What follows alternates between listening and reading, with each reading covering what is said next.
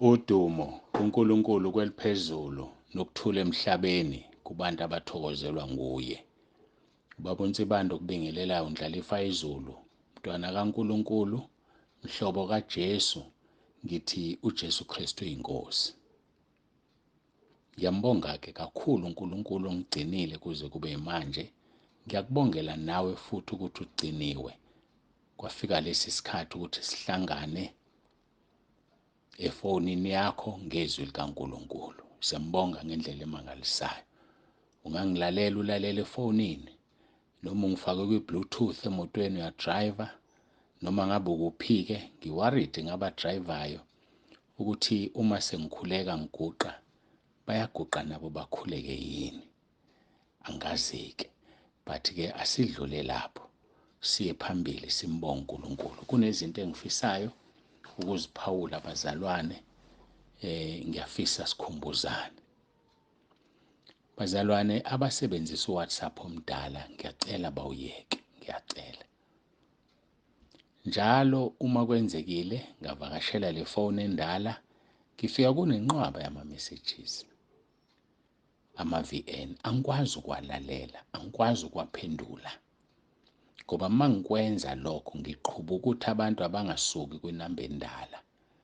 Ngakho-ke ngiyacela nje, ngiyacela ngikuKristu, ngincenga, asiyekeni uWhatsApp omdala, sisebenzise uWhatsApp omusha kusukela mhla ka-22 February mangaphazami, noma u-22 January angisazi, kodwa u-22 ngiyazi, u-22 engqondweni awusukile.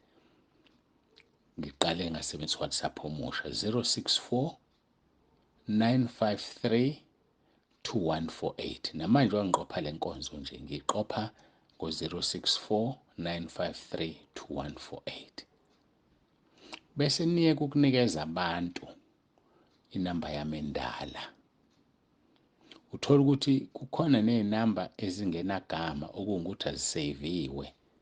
Laba bantu ufisile ukuthi basizakale, wabarefeya, wenza iphutha wabanikeza inamba endala. Manje abakwazi ukusizakala. Bazobona wena ukuthi uyabagebenga, ubanika inamba engasebenzi, noma babuke kabi lo baba uNsibande ongafisa ukusiza abantu. Ngiyacela bazalwane, ngiyanincenga. Angikwazi ukusebenzisa amafoni amabili. Ngithi mangivula ngapha uthola ukuthi mhlawumbe ama-message agijima ko-30, 40 enambeni endala.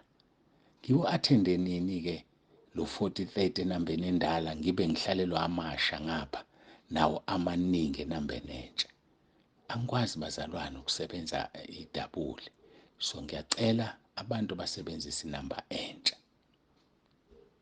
Khona abantu abatshela abantu ukuthi mabangifonele abadinga usizo.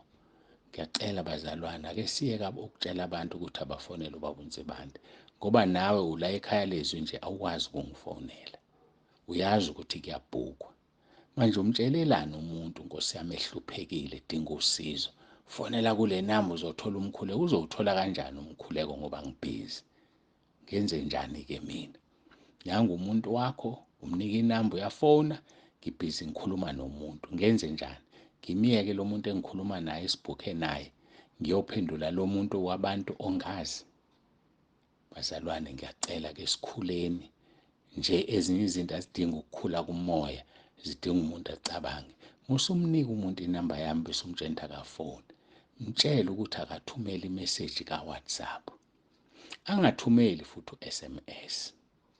Uma lo muntu engenawo uWhatsApp, mtshele ukuthi akadownload uWhatsApp, ngoba njobe ethumela u-SMS nje ebika inkinga zakhe, ngizokhuleka ngithini ku-SMS? Ukuthi sekufanele ngimfonele mina, sathi ngimfonela baphi abantu ababhukhile?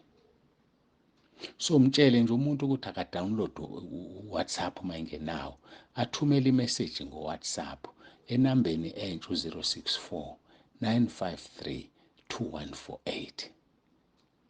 Then kulula mina ukuthi lo muntu mangilalela isicelo sakhe, kuphakathi kokuthi ngimthumelele uRoma 10:9, noma ngimthumelele indlela okuvuma izono, ngimthumelele ukuthi yini into ezomsiza, ngenze sebenzisa i-voice note. Ngiyacela bazalwane, ngiyacela. Asingawulimazi umsebenzi kaNkulunkulu ngokunikeza abantu information engelona iqiniso. Uma uvela umuntu umnikeza inamba uthi akashaya ucingo, udlalelani ngaye ngoba ngeke ngilibambe ngoba ngibhizi nabanye abantu. Aka-download uWhatsApp, athumele imeseji yakhe kuWhatsApp. Khona kuzoba lula noma edinga umkhuleko ngiyamphendula noma ngiyamthumelela noma kwenzakalani. Kodwa i-SMS angikwazi ukukhuleka ku-SMS, angikwazi ukwenza lutho ku-SMS. Ngiyacela bazalwane sibambisane kakhulu kulokho. Usuke umsizile umuntu wamzwela ufuna sizakale, kodwa usamenza asizakale. Useze wanethemba, usecabangani ngalo baba uNsibande ongayibambi incingo zakhe? Usecabangani ngalo baba uNsibande ngathumela SMS akangiphenduli? Ngizophendula ngithini mina ku-SMS ngoba lo muntu ufuna umkhuleka akafuni uphendulo? Ngiyacela bazalwane asidluleke lapho. Bengithi angiyibeke lento, siyekeni usebenzisa WhatsApp omdala. Abantu mabangangifonela bathumele uWhatsApp ongenawo akawudownloade.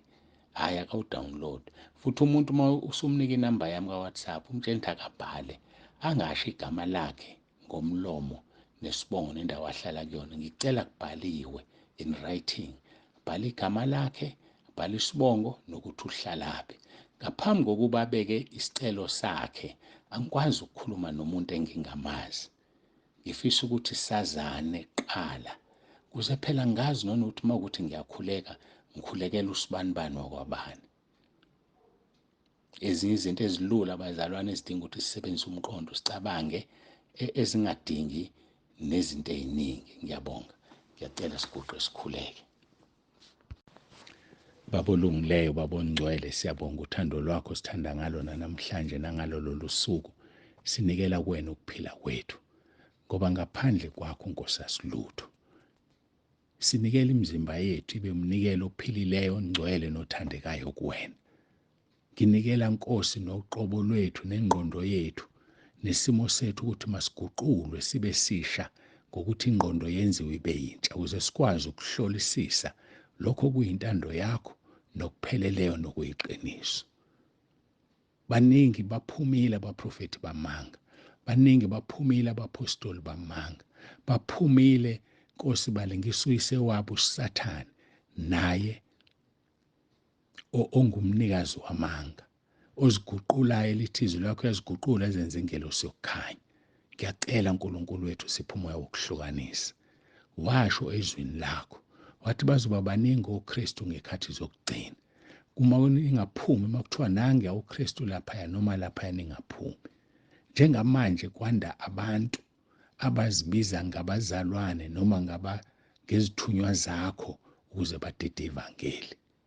Siyezwa sebebaningi noNsibande, sebebaningi nomfundisi ubani ngoba uSathane uphazamisa iqiniso lakho likhuluma ngalabo bantu.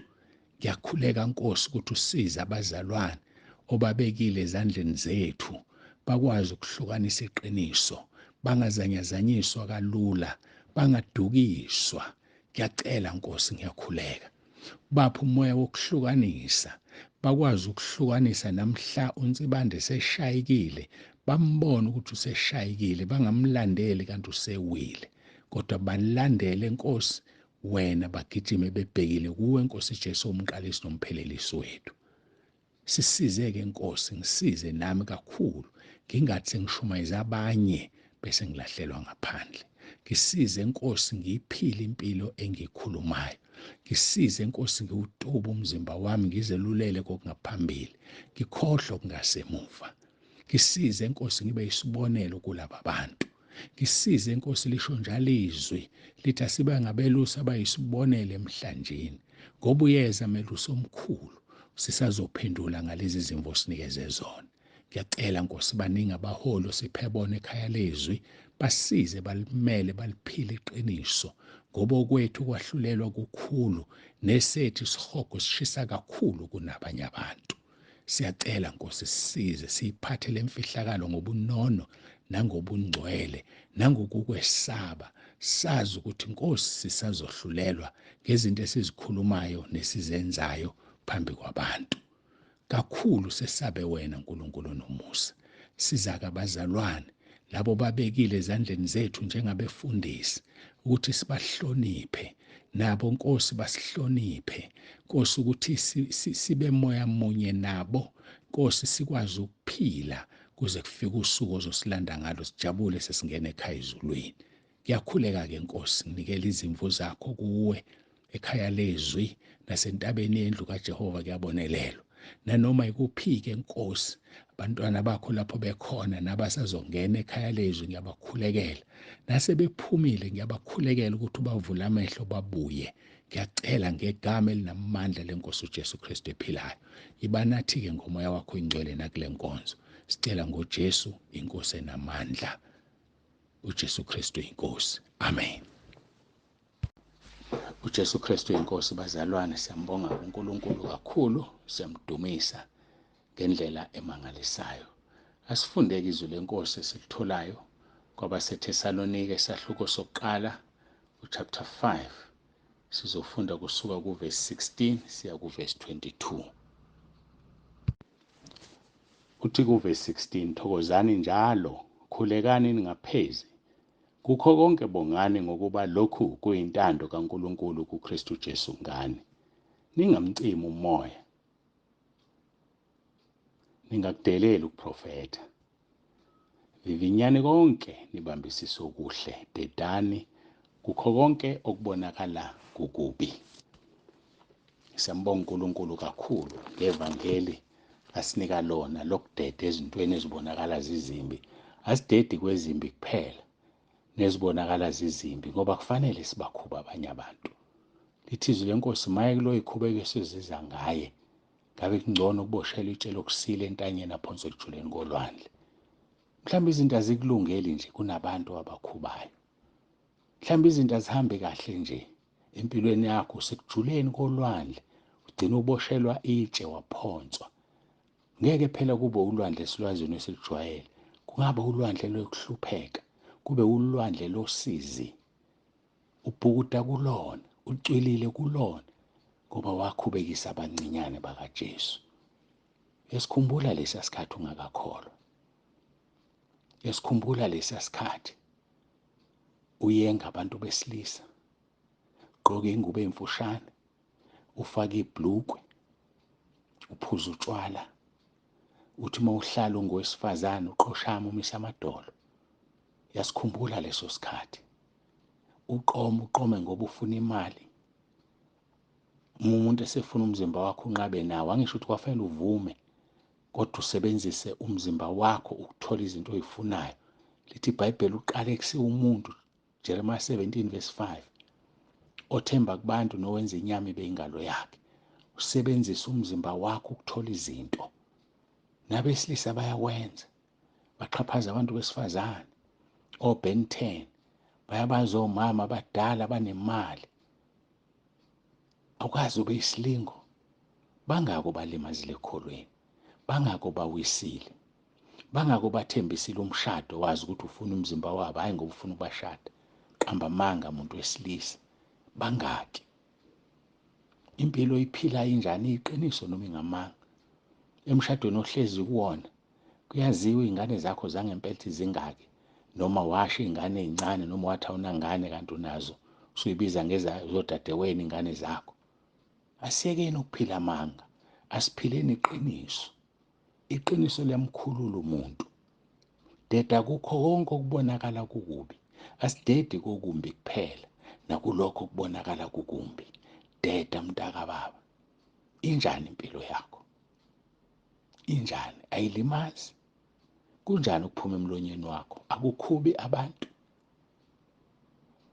Ngifuna ukukutshela ukuthi noma ungakhuluma iqiniso, uma ulikhuluma ungcolile lilimaza abantu. Uma usukuma ufakaza uthi uhlukene nesono, wazi ukuthi uvuka emkipitweni, uzazi izinto ozenzayo ngezandla zakhe ebusuku ezingcolile emzimbeni wakho, ukushumayele wena ukuphila kanti awukhona. Izwi lakho noma intshumayelo yakho noma ubufakazi bakho buhamba nomoya ophila kuwena, ulimaza ibandla. Tshala umoya wobufebe ebandleni, tshala umoya wobungcole ebandleni, tshala umoya wamanga ebandleni, tshala umoya wokungathembeki ebandleni. Mntakababa, uyofika uthini ezulwini? Ngempela uzofika uthini ezulwini? Teta kukho konke okubonakala kukubi, wazi ukuthi usazongena ekwahlulelweni okukhulu. Hawu, sesinje isikhathi bengalindele. Angikakayi kumahubo 103, angikakayi emakhosini esibili, uchapter 2, uvesi lesidila ngaye ukuhamba kuka-Elisha u-Eliya ezulwini. Phela besiselapho, asisayileke, isikhathi sesiyaphika. uNkulunkulu uyazi yena ukuthi ubefuna kukhulunywe ngani. Mntakababa, deda kukho konke okubonakala kukubi, ungamcimi umoya.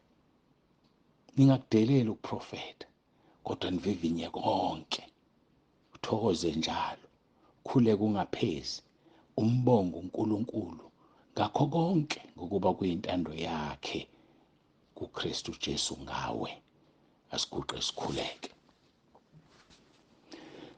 Baba ongcwele, Baba olungileyo, siyabonga nangale nkonzo ihlelwe nguwena. Thina singahlela kuyenza izweni elithize endaweni ethize, kodwa wena moya kaNkulunkulu owaziyo ukuthi umuntu udingani, bese usisa lapho uthanda khona. Ngiyabonga kakhulu Nkosi, ngoba usebenza kimi ngokuthanda nangokufisa empilweni yami, ngoba mina ngiyimbongolo egitshelwe. Gibela Nkosi Jesu, uye la ufuna ukuya khona. Khuluma, usebenzise lo mzimba, nami ngilalele. Busisa yilona loyo olalele kakhulu, oluzwayo alenze izwi lakho. Ngicela ngoJesu Kristu inkosi ephilayo. Amen. uJesu Kristu inkosi, ube nentambama enhle.